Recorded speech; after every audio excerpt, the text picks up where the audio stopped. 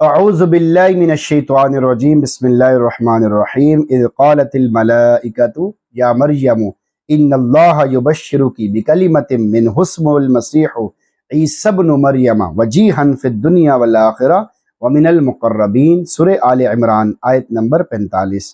حضرت مریم علیہ السلام کے لیے بشارات۔ اذ قالت الملائکۃ، جب فرشتوں نے کہا، یا مریم، اے مریم، ان اللہ یبشرکی بکلمۃ منہ، بے شک اللہ تمہیں ایک کلمہ کی بشارت دیتا ہے۔ یعنی اس وقت کو یاد کرو جب فرشتوں نے کہا، اے مریم، اللہ رب العزت تمہیں ایک لڑکے کی بشارت دیتا ہے، وہ اس کے کلمے کے ذریعے بغیر باپ کے وجود میں آئے گا۔ واضح ہے کہ اگرچہ کائنات کی ہر چیز اللہ رب العزت کے کلمہ کن ہو جا سے وجود میں آئی ہے، لیکن اللہ نے انہیں سبب کے ساتھ جوڑا ہے۔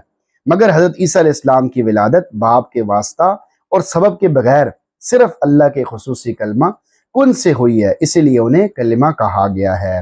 نقطہ، اللہ رب العزت نے صرف اشارہ کیا ہے۔ یہاں ایک نقطہ توجہ کے لائق ہے، وہ یہ ہے کہ اصل بشارت تو یہ تھی حضرت مریم علیہ السلام کے ہاں بغیر مرد کی ملاقات کے صرف اللہ رب العزت کے حکم سے ایک بیٹا ہوگا، لیکن چونکہ یہ بات حضرت مریم علیہ السلام سے کہی جا رہی تھی، جو کنواری بھی تھیں، شرم و حیا کی پیکر بھی تھیں، اس لیے نہایت ہی اختصار بلکہ ابہام کے ساتھ صرف کلمہ کی بشارت دی گئی۔ البتہ آگے حضرت عیسیٰ علیہ السلام کے نام اور صفات کے ذکر سے یہ بات واضح ہو گئی کہ کلمہ سے کیا مراد ہے۔ اسمہ المسیح عیسی ابن مریم، ان کا نام مسیح عیسیٰ ابن مریم ہے۔ مسیح حضرت عیسیٰ علیہ السلام کا لقب ہے اور عیسیٰ نام ہے، جبکہ ابن مریم آپ کی کنیت ہے۔ حضرت عبداللہ بن عباس رضی اللہ عنہ فرماتے ہیں کہ حضرت عیسیٰ علیہ السلام کو مسیح اس لیے کہتے ہیں کہ حضرت عیسیٰ علیہ السلام جس مریض پر ہاتھ پھیر دیتے تھے وہ صحت یاب ہو جاتا تھا، اس لیے ان کو مسیح کہا گیا۔ ممکن تھا کہ حضرت مریم علیہ السلام کو بتقاضِ بشریت یہ بشارت سن کر تشویش ہوتی کہ دنیا کس طرح یقین کرے گی کہ تنہا عورت سے لڑکا پیدا ہو جائے گا، ناچار مجبوراً لوگ مجھ پر تہمت لگائیں گے اور بچے کو ہمیشہ برے القاب سے مشہور کر کے تکلیف پہنچائیں گے، میں کس طرح برات کروں گی۔ اس لیے اللہ رب العزت نے اس کے بعد ان کے اوصاف بیان کر کے اطمینان کرا دیا، وجیہاً فی الدنیا والآخرہ، جو دنیا آخرت میں بڑے مرتبے والا ہوگا، باعزت ہوگا، عالی مرتبہ ہوگا، وجاہت والا ہوگا۔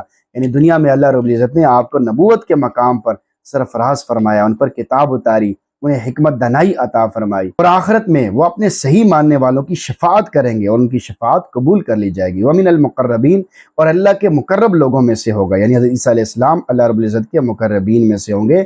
یہ انتہائی اعلیٰ مقام ہے، اس میں اشارہ ہے کہ انہیں آسمان پر اٹھا لیا جائے گا اور وہ فرشتوں کی صحبت میں رہیں گے۔ چنانچہ اسلامی اور قرآنی عقیدے کے مطابق حضرت عیسیٰ علیہ السلام کو زندہ آسمانوں پر اٹھا لیا گیا ہے، وہ قرب قیامت میں تشریف لائیں گے اور شریعت محمدیہ کو رواج دیں گے۔ آیت کا میسج آپ کے نام، یہ حضرت مریم علیہ السلام کی نبوت کی دلیل نہیں ہے۔ فرشتوں کا حضرت مریم علیہ السلام سے گفتگو کرنا ان کی عظمت و کرامت کی دلیل تو ہے، مگر ان سے ان کی نبوت ثابت نہیں ہوتی، کیونکہ دوسرے کئی واقعات میں بھی غیر نبی سے فرشتے کی گفتگو ثابت ہے۔ نمبر 2، بہت بڑی تنبیہ۔ اس آیت سے واضح ہوا کہ حضرت عیسیٰ علیہ السلام معاذ اللہ، یعنی خدا کی پناہ، نہ تو خدا تھے اور نہ ہی خدا کے بیٹے تھے، بلکہ وہ مریم علیہ السلام کے بیٹے اور اللہ رب العزت کے مقرب بندوں میں سے تھے۔ اس لیے اس آیت میں حضرت عیسیٰ علیہ السلام کو ابن مریم کہہ کر تنبیہ کی گئی ہے کہ یہ حضرت مریم علیہ السلام کے بیٹے ہیں، خدا کے بیٹے نہیں ہیں، جیسا کہ عیسائیوں نے عقیدہ بنایا ہوا ہے، غفلت اور گمراہی میں پڑے ہوئے ہیں کہ وہ ان کو خود خدا سمجھ رہے ہیں۔ تو یہ اللہ تعالیٰ کی طرف سے تنبیہ ہے کہ تم انہیں خدا کا بیٹا نہ سمجھو، بلکہ وہ کس کے بیٹے ہیں؟ حضرت مریم علیہ السلام کے بیٹے ہیں۔ اس بات کو واضح کر دیا، اس بات کو بتا دیا تاکہ لوگ اس میں غفلت میں نہ پڑیں، گمراہی میں نہ پڑیں، نافرمانیوں میں نہ پڑیں۔ لیکن پھر بھی عیسائی آج تک اسی بات پہ لگے ہوئے ہیں، اسی بات کو ثابت کرنے میں لگے ہوئے ہیں، اللہ سے دور ہیں۔ اب وہ تکلیفیں بھی برداشت کر رہے ہیں، عبادات بھی کر رہے ہیں، لیکن طریقہ غلط ہونے کی وجہ سے، نبی اکرم صلی اللہ علیہ وسلم کا طریقہ نہ ہونے کی وجہ سے ہمیشہ ہمیشہ کی جہنم میں جائیں گے۔ حضرت عمر فاروق رضی اللہ تعالیٰ عنہ ایک جگہ سے گزر رہے تھے تو راستے میں ایک عیسائی راہب تھا۔ اس عیسائی راہب کو کس نے کہا کہ مسلمانوں کے بہت بڑے خلیفہ حضرت عمر فاروق رضی اللہ تعالیٰ عنہ یہاں سے گزر رہے ہیں۔ وہ جو عیسائی راہب تھا وہ ہر وقت اللہ کی عبادت کرتا تھا، یعنی اپنے طریقے سے، یعنی جیسے انہوں نے اپنا طریقہ بنایا ہوا ہے وہ اس طرح عبادت کر رہے تھے، حالانکہ طریقہ غلط تھا۔ اب اسی حالت میں وہ عبادت کر رہا ہے، بس اس جگہ سے باہر نہیں نکلتا تھا، اسی جگہ میں بیٹھا رہتا تھا۔ وہ رہبانیت اختیار کیے ہوئے تھا، یعنی وہیں بیٹھا ہوا تھا اور مستقل طور پہ عبادت کر رہا تھا۔ تو اس نے بھی اوپر سے کھڑے ہو کر حضرت عمر فاروق رضی اللہ تعالیٰ عنہ کو دیکھا۔ حضرت عمر فاروق رضی اللہ تعالیٰ عنہ کو بتایا گیا کہ یہ عیسائی راہب ہے، یہ ہر وقت عبادت کرتا رہتا ہے۔ حضرت عمر فاروق رضی اللہ تعالیٰ نے اسے دیکھ کر یہ آیت پڑھی، عاملۃ ناصبہ تسلا نارن حامیہ۔ عاملۃ ناصبہ، بہت سارے عمل کرنے والے، مشقتیں برداشت کرنے والے، تسلا نارن حامیہ، سیدھا الٹے منہ اٹھا کے دہکتی ہوئی آگ میں ڈال دیے جائیں گے۔ کس لیے؟ طریقہ نبی اکرم صلی اللہ علیہ وسلم کے خلاف ہے۔ آج اگر کوئی 100% حضرت عیسیٰ علیہ السلام کی شریعت پہ چلے اور نبی اکرم صلی اللہ علیہ وسلم کی شریعت پر نہ چلے تو اس کو کوئی فائدہ نہیں ہوگا۔ آج اگر کوئی 100% موسیٰ علیہ السلام کی شریعت پر چلے اور نبی اکرم صلی اللہ علیہ وسلم کی شریعت کا انکار کرے تو اسے کوئی فائدہ نہیں ہوگا۔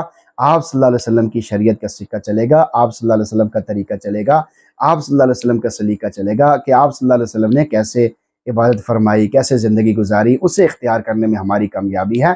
لا الہ الا اللہ محمد رسول اللہ، نبی اکرم صلی اللہ علیہ وسلم کو ماننا ضروری ہے جہنم سے بچنے کے لیے، جنت میں جانے کے لیے۔